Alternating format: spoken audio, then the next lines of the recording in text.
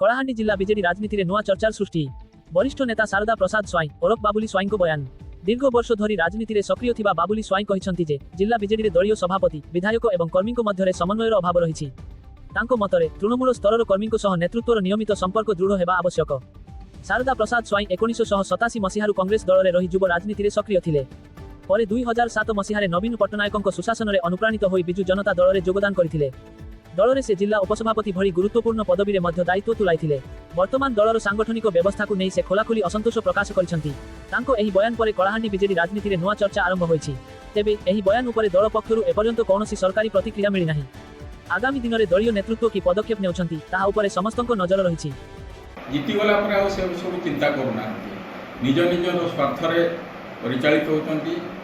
ସଂଗଠନ ବେଳେ ଯୁବ, ଛାତ୍ର, ମହିଳାମାନଙ୍କୁ ଧରିକି ସଂଗଠନ କରାଯାଏ।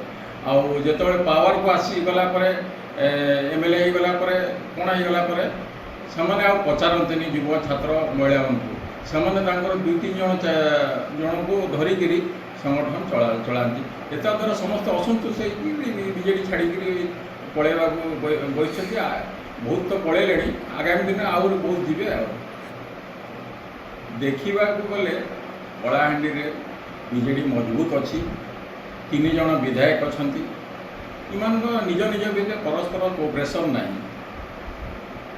ମେନ୍ ରହିଲା ଜୁନାଗଡ଼ ବିଧାୟକ, ସେ 4-5 ଜଣଙ୍କୁ ଧରିକରି ଚଳାଉଛନ୍ତି। ସେ ଲାଞ୍ଜିଗଡ଼ ବିଧାୟକ, ସେ 2-3 ଜଣଙ୍କୁ ଧରିକରି ଚଳାଇଛନ୍ତି।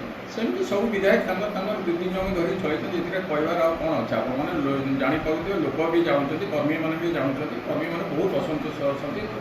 ଆଜ୍ଞା ଦେଖନ୍ତୁ, ସବୁଠୁ ଅସନ୍ତୋଷ ଧର୍ମଗଡ଼ କନଷ୍ଟିଚୁଏନ୍ସିରେ ଅଛି।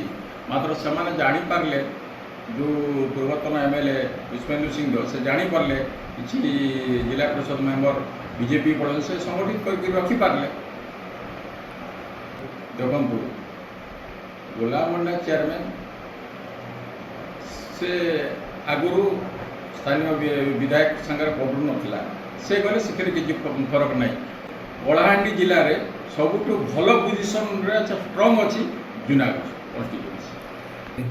ଶୁଣନ୍ତୁ, ମୁଁ ଆଗରୁ କଂଗ୍ରେସରେ ଥିଲି, ବିଜୁ ଜନତା ଦଳରେ ବର୍ତ୍ତମାନ ଅଛି। ଆଉ ମୋର ବ୍ଲଡ଼ରେ ସେକୁଲାରିଜିମ୍ ଅଛି। ମୁଁ କେବେ ବି ବିଜେପି ଯିବିନି। ଯେଉଁମାନେ ଭାବୁଛନ୍ତି ସେମାନେ ବିଜେପି ମାଇଣ୍ଡେଡ୍ ହେଇଥିବେ। ମୁଁ ଜୀବନରେ କେବେ ଯିବିନି ଯେ ଆପଣମାନେ ଦେଖିବେ ମୁଁ କେବେ ବି ବିଜେପି ଯିବି ନାହିଁ।